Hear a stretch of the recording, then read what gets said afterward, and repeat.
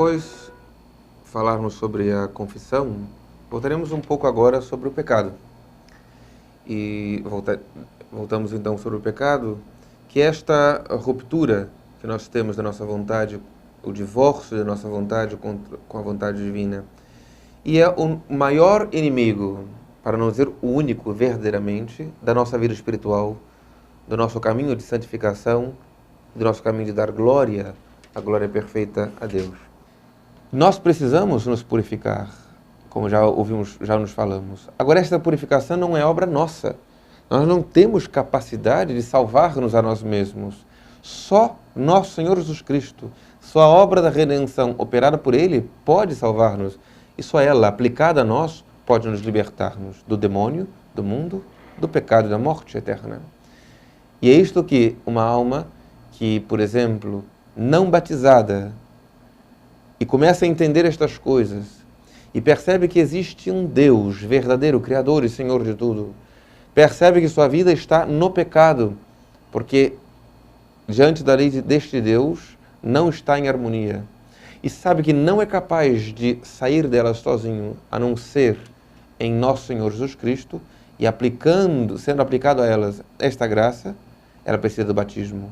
Ela precisa procurar a igreja e ser batizada, e receber a graça da regeneração, a graça da santificação, a amizade com Deus.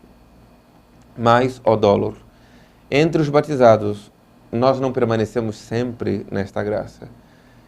E ao cair no pecado mortal, a alma rebela-se contra Deus de tal maneira que já não tem mais a amizade de Deus consigo. E o que é o pecado mortal? O pecado mortal é aquilo que gravemente ofende-se a Deus, gravemente ofende-se a Deus, com total advertência do que se está sendo feito e o que aquilo significa, e com pleno consentimento da vontade, querendo realmente fazer aquilo.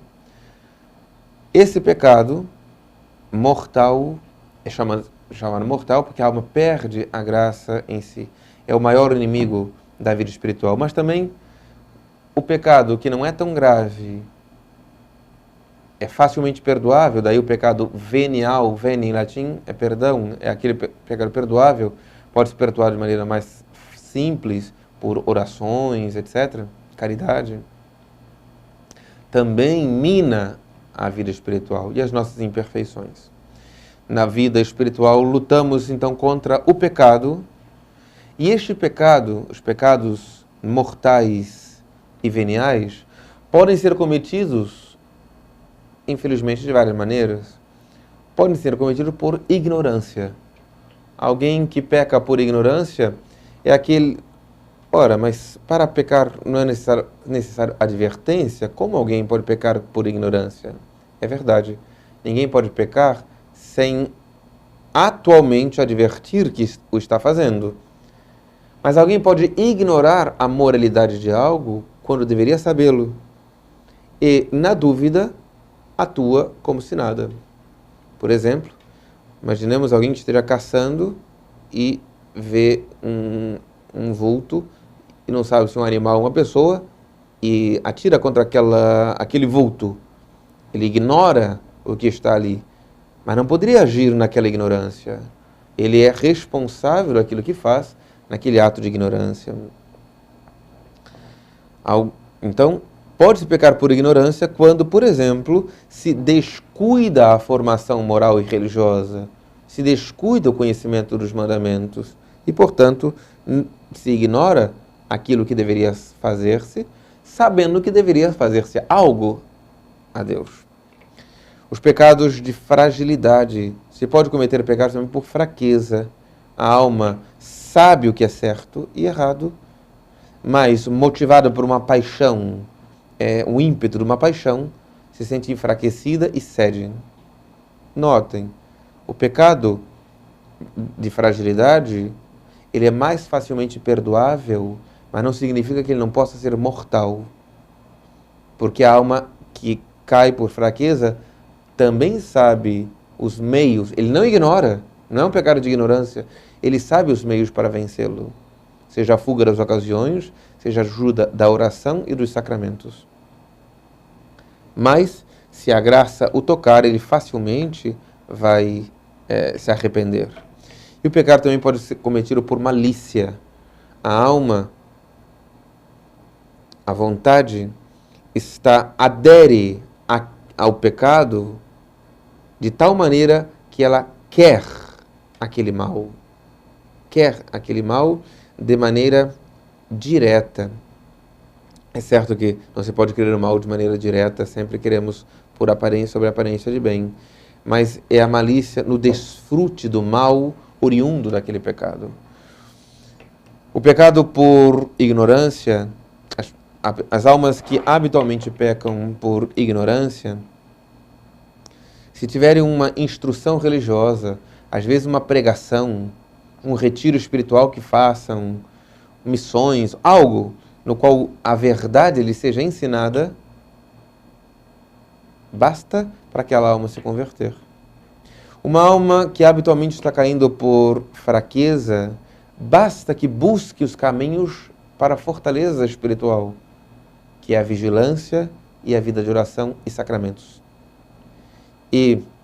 Mas a alma que habitualmente cai no pecado de malícia, ela vai endurecendo o seu coração, porque ela não quer fortalecer-se, ela não está caindo por fraqueza, ela não está caindo por ignorância, e ela vai de pecado em pecado, endurecendo o seu coração, até o momento em que pode chegar a ter uma consciência endurecida, petrificada. A consciência é esse juízo da moralidade do nosso ato. E todos nós temos consciência. Podemos não ter uma consciência bem formada, mas todos nós temos um juízo sobre a moralidade dos nossos atos. Por isso temos consciência. Essa consciência pode ser laxa, no sentido de ela, com certa benevolência injusta, advoga em favor próprio, absolvendo-se daquilo que em si deveria ser condenado.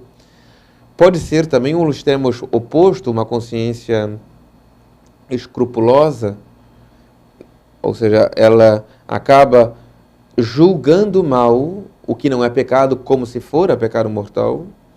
Ela pode ser uma consciência perplexa entre duas ações, ela não sabe exatamente o que fazer, porque ela acha que quaisquer das opções que escolha, ela vai cair em pecado. Pode ser uma consciência também duvidosa, ela está na dúvida, ela não sabe se aquilo é ou não, e aquilo a consome, etc. A consciência e a lei são os dois, vamos dizer, juízes da nossa existência. A lei, como nós vimos em aula anterior, a lei de Deus, que nos é dada nos 10 mandamentos, e outras, a lei positiva, inclusive das autoridades legitimamente constituídas, e a nossa consciência, bem formada. A consciência bem formada é o máximo juiz de uma alma, a tal ponto que o bem-aventurado John Newman dizia que ele fazia um brindis à sua consciência antes que ao Papa. E esta frase, que aparentemente é escandalosa, parece nem vinda de um católico, parece vinda ainda de um anglicano, está tão embasada na doutrina moral católica, que o Catecismo da Igreja Católica a incorporou esta frase, exatamente ao tratar sobre a consciência e a vida moral.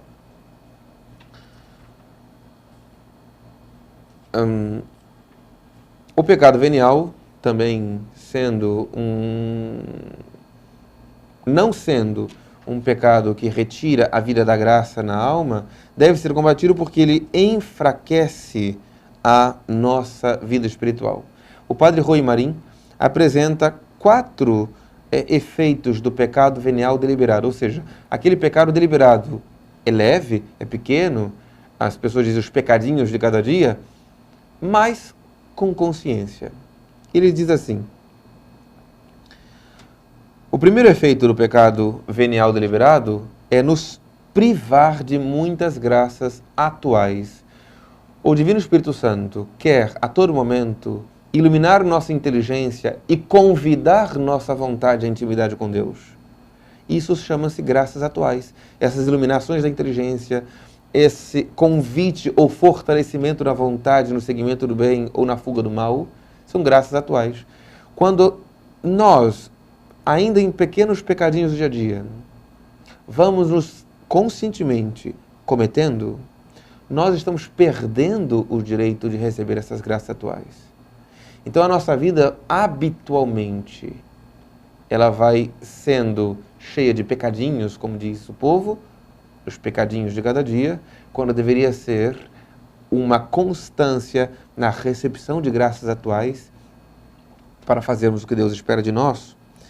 O segundo ponto é que o pecado venial diminui o fervor da caridade.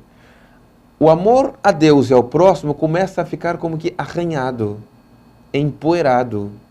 Não foi perdido, só o pecado mortal nos faz perder a graça, nos faz perder o amor de Deus em nós. Mas o pecado venial deliberado e continuado, não lutado contra ele, vai como que minando e diminuindo o fervor da caridade. Uma terceira consequência do pecado venial deliberado é que ele aumenta as dificuldades para o exercício da virtude.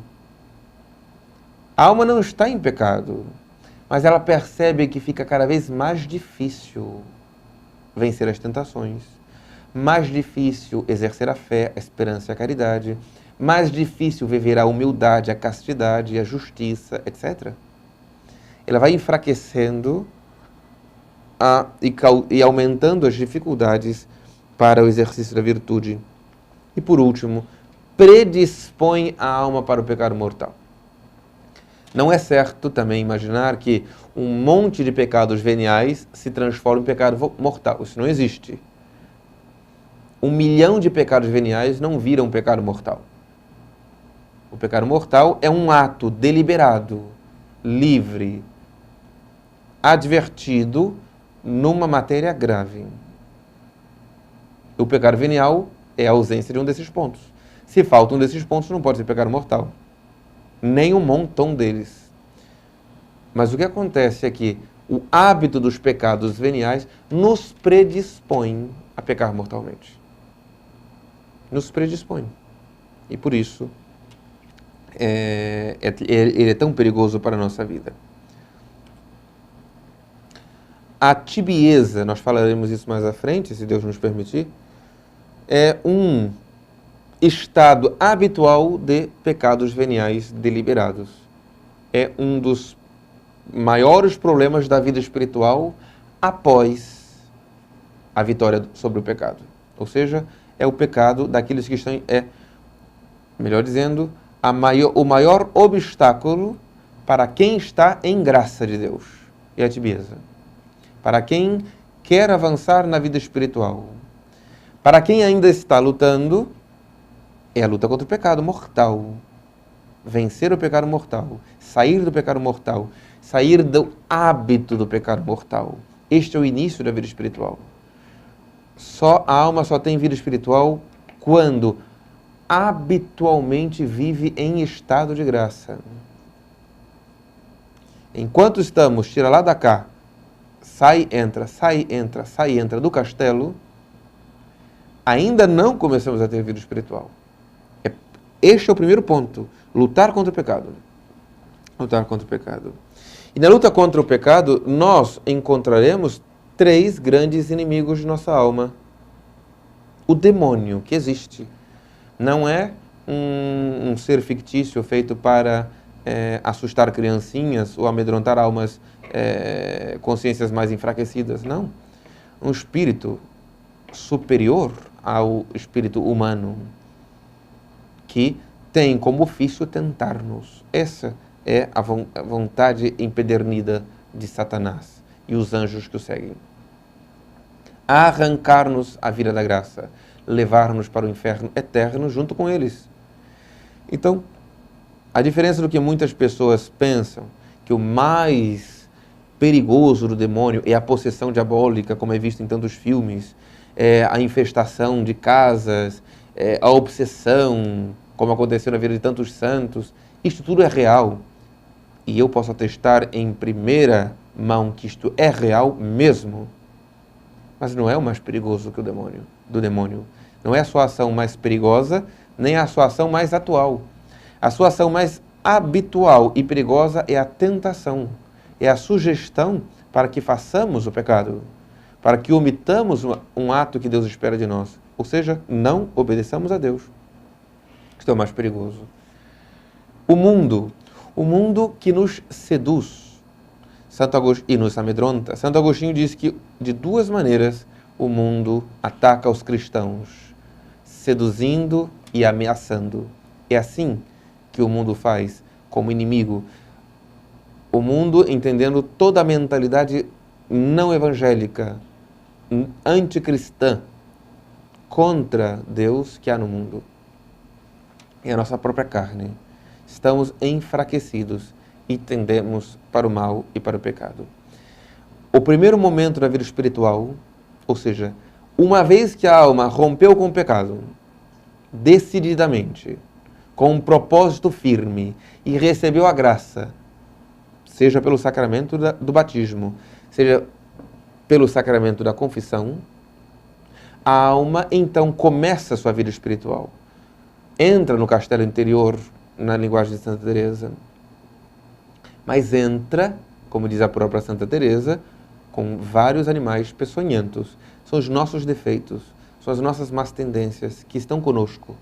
Então, este primeiro momento da vida espiritual, da alma que já está habitualmente em graça, não está ainda no cai e levanta, é a luta contra as sequelas do pecado em nós.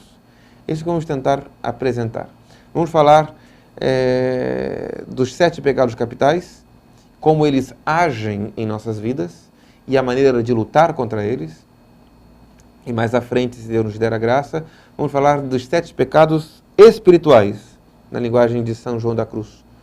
Como alguém que já vencido as desordens materiais do pecado, como eles reaparecem, ou melhor, ainda não foram totalmente purificados e estão atuando na vida piedosa, na vida de oração, na vida espiritual. Então vamos falar sobre os 7 pecados capitais e em seguida falaremos do segundo estágio da vida espiritual, a vida iluminativa, e falaremos das virtudes da fé, esperança e caridade e das 4 virtudes cardeais.